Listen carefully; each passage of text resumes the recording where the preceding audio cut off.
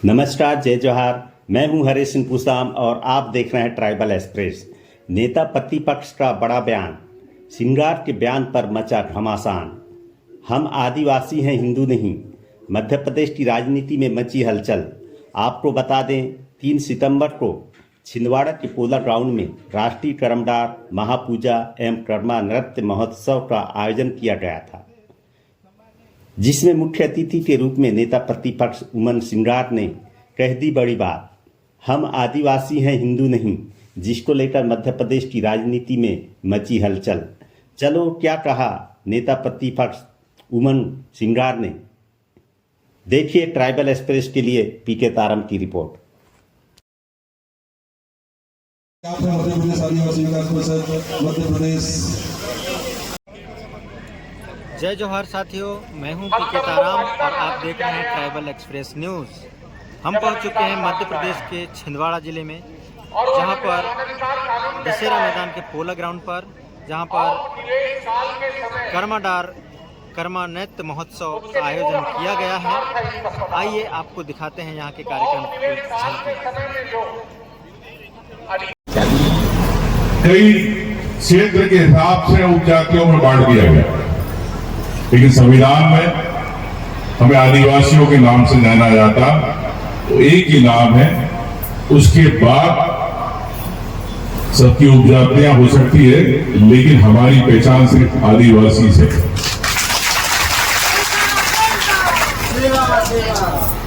लेकिन इतने साल हो गए आजादी के बाद भी सबसे पुराने इस प्रकृति के पूजक, इस सृष्टि में जन्म लेने वाले आदिवासी है। लेकिन आज भी हमें हमारी पहचान के लिए संघर्ष करना पड़ रहा। मेरी अभी बात चल रही थी माता बुलेश्वरी जी से कि मेरे लिए क्यों आप ये सब करते हैं, तो बोले पहचान हमारी खत्म होती जा रही है। हमारी धरोहर जो हमारी पीढ़ियों से दादा परदादाओं ने हमें कई पीढ़ियों से हमें दी है, उसे हमें आगे युवाओं तक, आगे वाली पीढ़ी में पहुंचा।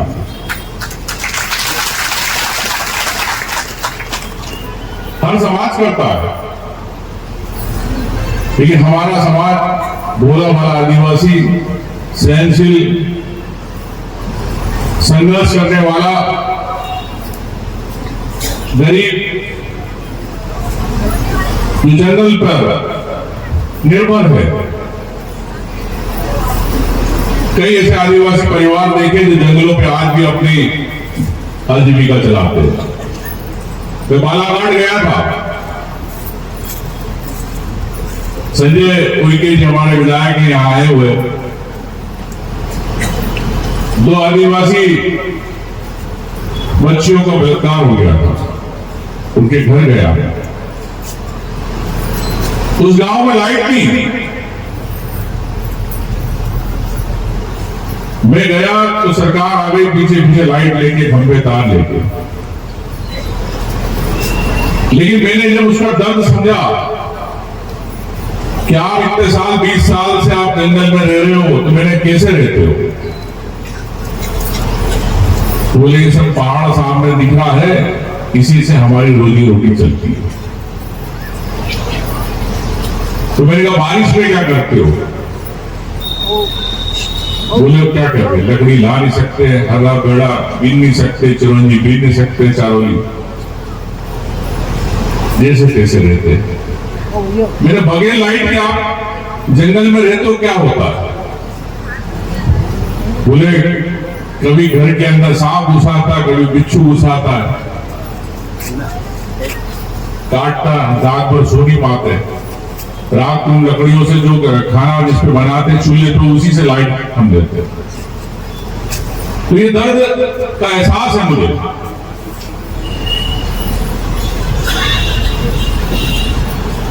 मेरे को हमारी जमुना देवी जी थी उप मुख्यमंत्री, उन्होंने आदिवासी समाज के लिए काफी कुछ किया। और आखिरी सांस तक, आखिरी दम तक करती रही। वो मुझे कहती थी कि तू बड़े घर का, तेरे पिताजी जज है, लेकिन तूने संघर्ष नहीं देखा। अच्छी बात है कि तूने संघर्ष नहीं देखा, फिर बड़े घर का एक लड़का परिवार में पैदा हुआ, लेकिन तेरे को अगर सामाजिक क्षेत्र में आना है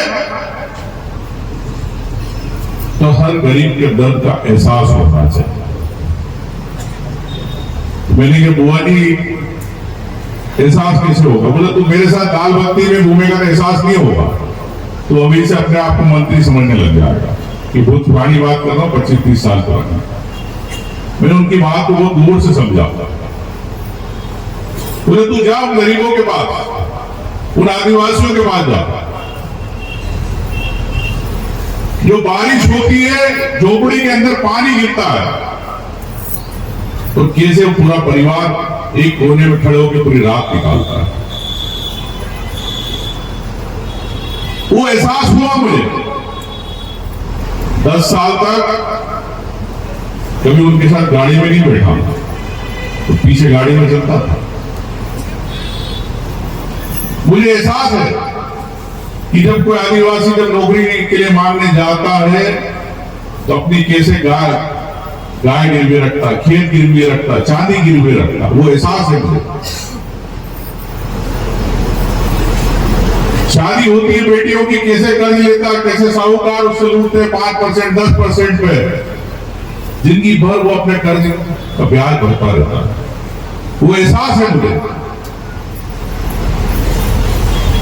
कैसे हम लोगों पे अत्याचार होते हैं बहनों पे, लेकिन हम बोल नहीं पाते, हमारी आवाज नहीं बन पाती, क्योंकि हम एक नहीं है। लेकिन हम भूले हैं, हम किसी समाज को नुकसान नहीं करते। हर समाज की अपनी परंपराएं, लेकिन मैं कहना चाहता हूं कि निश्चित तौर से इस एहसास के कारण इस सामाजिक क्षेत्र में हूं मैं, नहीं तो भगवान के आशीर्वाद से सब कुछ है मेरे पास। मैंने बीच में राजनीति छोड़ दी थी। मेरे गुरुजी ने बोला क्यों छोड़ना चाहते हो? मुझे झूठ बात नहीं होती, किसी झूठे वादे नहीं कर सकता, तो हंसने लगे। मैंने कहा ये सामाजिक क्षेत्र है, आज आप इस समिति के माध्यम से कर रहे हो, समाज को एक सामाजिक रूप से आप जागरूक कर रहे हैं, सांस्कृतिक रूप से जागरूक कर रहे हैं। उस धरोहर को आप आने वाली पीढ़ी को विरासत में दे रहे हैं कि ये हमारी धरोहर थी, ये हमारी संस्कृति थी, ये हमारा समाज था, ये हमारा धर्म है। लेकिन फिर भी हमको हिंदू बनाने की बात करी जाती है। मैं कहता हूं कि आदिवासी हिंदू नहीं है, आदिवासी है। तो कई साल से कहता हूं, मैं किसी पार्टी की बात नहीं करना चाहता हूं, सामाजिक मंच से, लेकिन मैं गर्व से कहूं कि हम आदिवासी हैं। तो यही हमारी पहचान है, यही सूर्य हमारी पहचान है, यही फल हमारी पहचान है, यही पेड़ हमारी पहचान है, यही जमीन हमारी पहचान है, यही जल नदियां हमारी पहचान है। इस पहचान को कभी मत भूलना साथियों। और जो आप प्रयास कर रही है माता जी और आपकी पूरी समिति, निश्चित तौर से जितनी तारीफ करो उतनी कम है। वो मेरे साथ जितने विधायक आए, जनप्रतिनिधि आए, मैं उनसे भी कहना चाहूंगा, अनुरोध करना चाहूंगा, निवेदन करना चाहूंगा कि आपको अगली बार एक कार्यक्रम हो तो आप सब समाज के सक्षम लोग हो, आप सबको योगदान देना है इसके अंदर।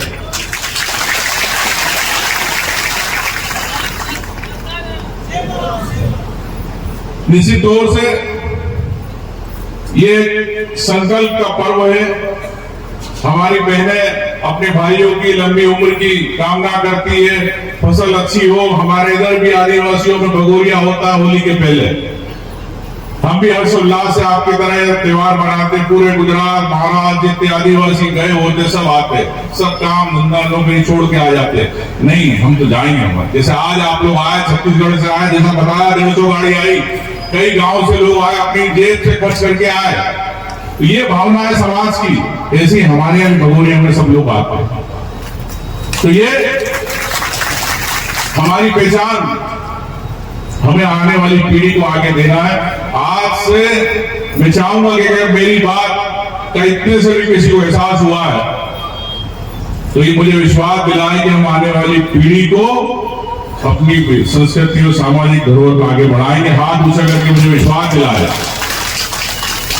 यही बात मैं आपसे कहना चाहता हूं।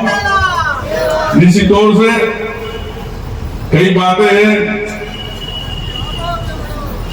कई धरोहर है, लेकिन पटेल साहब ने कहा आदिवासियों की जमीनें, विवाद हो रहे, गरीब आदिवासियों की जमीनें छीने जा रही हैं। हम लड़ाई लड़ रहे हैं। हम आदिवासियों की लड़ाई जल जंगल जमीन की लड़ रहे हैं। जो बरसों से जंगल में रह रहे आ रहे, जिनके कब्जे हैं, उनकी लड़ाई लड़ रहे हैं। अभी हमने मध्य प्रदेश में कराया, हमने कांग्रेस पार्टी की ओर से आवाज उठाई कि किसी आदिवासी को प्रमाण की आवश्यकता नहीं है कि जंगल में रह रहा है।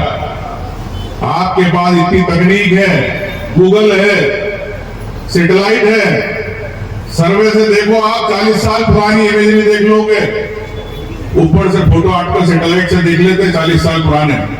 तो मैंने कि क्यों नहीं देख लेते आप? इतने साल से खेती कर रहे हैं, क्यों बेचारे आदिवासी को जुड़ाते हो आप कागज लेके? क्यों उसको बेचारे को चक्कर लगवाते हो ऑफिसों के सरकारी? ये बात कि हमने लड़ाई लड़ी तो सरकार ने मानी।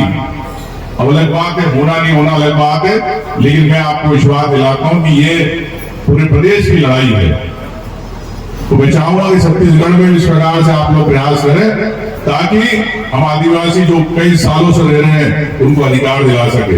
यही मैं कहना चाहता हूं। आखिरी में आदेश हुआ था गुरु माता का कि हम सब मिलकर इस कार्यक्रम को करते हैं। समितियां हैं तो 50 रुपए 100 रुपए श्रद्धा भक्ति से करते हैं अपने समाज के लिए। इसके लिए मैं भी आदिवासी समाज का होने के नाते मैं आपको इस कार्यक्रम के लिए 3 लाख रुपए सहयोग राशि के रूप में देना चाहता हूं। धन्यवाद। जय हिंद।